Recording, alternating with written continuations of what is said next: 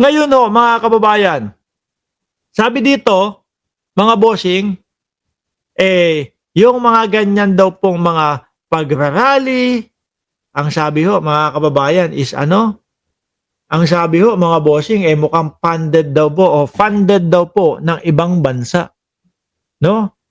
Tinatanong pa ba yan? Bukayong-bukayo, alam na po yung mga galawan nila.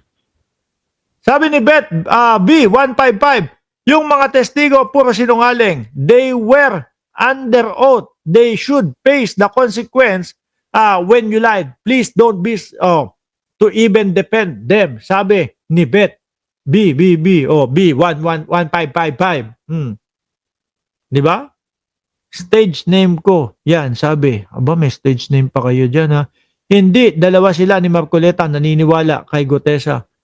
Ngayon, no, mga bossing, yung mga kaguluhan, yung mga parali-rali na daw ho na yan, ang sinasabi, tinitignan, iniimbestigahan, sinecheck, no? Kung lumalawak na po ba yung pagpopondo ng mga ibang bansa para pasukin ang bayan natin. Ayan, no? AFP at PNP, pinaigting monitoring sa posibleng foreign-funded protest. Oh. Sino sa tingin ninyo ang magpopondo kung merong mampondo diyan ho? Tingin ko ako, China. No? Tingin ko China. Bakit to? Lumabas na isang beses yan eh. Si Katrina Ponce Enrile ho ang nagsabi, mga kababayan, na ang sinasabi niya, merong pinopondohan ng China na mga kababayan natin para sirain ang gobyerno natin. Oho, bakit? Anong style yon? Para kapag lumaban na ang China at pagka ready na sila, mahina na po ang gobyerno natin. Biruin mo, mga kapwa natin Pilipino, yung sumisira, naninira sa gobyerno ng Pilipinas. Di ba? So, ang mangyayari, yung pwersa natin, parehas nag-uubusan ho ng lakas. Hindi ho si Roque, ha? Huwag niyong isisingit dito si Roque. Hindi po ibig sabihin ko si Roque dito. Wala pong kinalaman si Harry Roque dito. Porkit nakarinig kayo nang nag-uubusan ng lakas, si Harry Roque agad ang sinasabi ninyo. Di po ba? Paglalabanin, pag-aawayin, di ba? Yung mga Pilipino, para pagsugod nila, mahina na ang Pilipinas. Sabi ni Ma'am Beth, I like your new hours, Mark. I can start watching you, your live. Kasi kailangan natin dahil nga po doon sa gym kailangan asikasuhin . Basa. Ipinagkatiwala ng Malacanang sa pamunuan ng Armed Forces of the Philippines o AFP ang mahigpit na koordinasyon sa Philippine National Police, PNP, kaugnay sa ulat na posibleng may pondo mula sa ibang bansa ang ilang kamakailang protesta laban sa pamahalaan.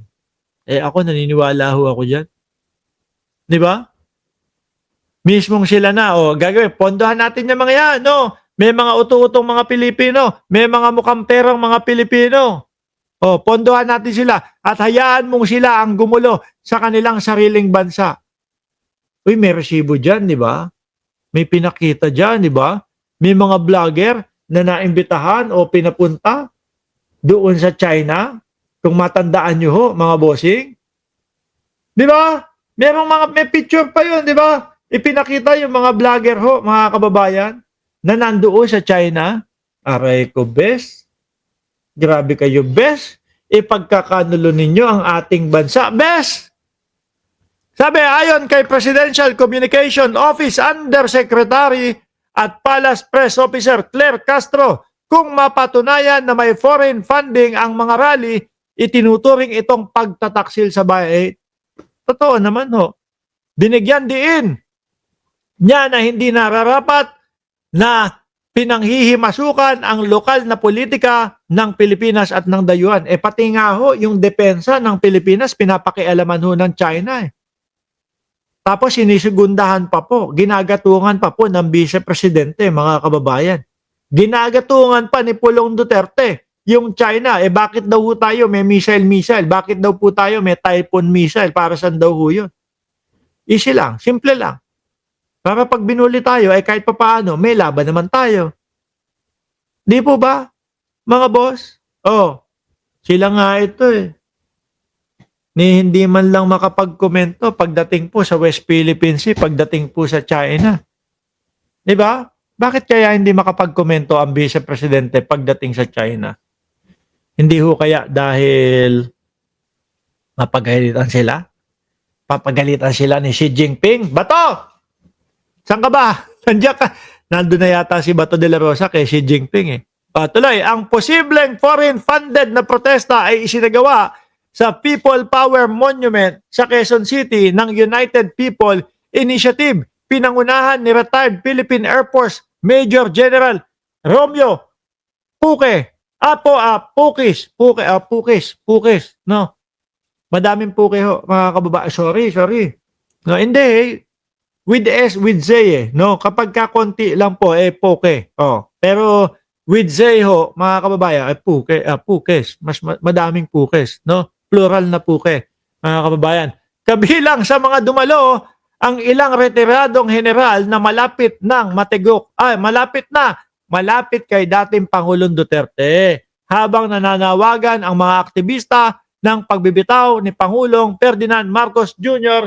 at paghihikayat sa AFP na tanggalin ang suporta sa punong ehekutibo. Pagka tumanggal po na suporta, sabay sugod at China. Yari tayo lahat, no? Tanggapin nyo na lang na masaya kayo sa panahon ng poon nyo kasi hinahayaan kayong gumawa ng mali at magpagamit. Ngayon, nasa huli ang pagsisisi. Sabi ni Tibingem. Oh, ano ba yan Tibingem? Pangalan mo. Oh, shout out sa iyo. Di po ba, mga boss? Ay, nako po. Ito talagang mga mga mukhang pera. Oh. Hinahayaan na madehado ang Pilipinas dahil lang po sa pera. Kayo mismo ang gumugulo sa ating bansa. Gusto nyo masakop tayo ng China? Wag naman. Ayaw kong makita na yung anak ko o yung magiging anak ko ay babatuk-batukan ng mga incheck ho, mga bossing. Di ba? Ayaw kong makita na yung mga kaapu-apuhan natin ay binabatok-batukan na lang po ng mga sasakop sa atin. Mga bossing. Di po ba? Anyway, mga boss chipa mo, sir. No? Baka mamayang gabi na tayo mag-live doon sa Birahan PH, mga kababayan, no? Mamayang gabi tayo magla-live doon sa Birahan PH. Ngayon, magpapaalam muna ako. Maraming salamat and God bless po sa ating lahat.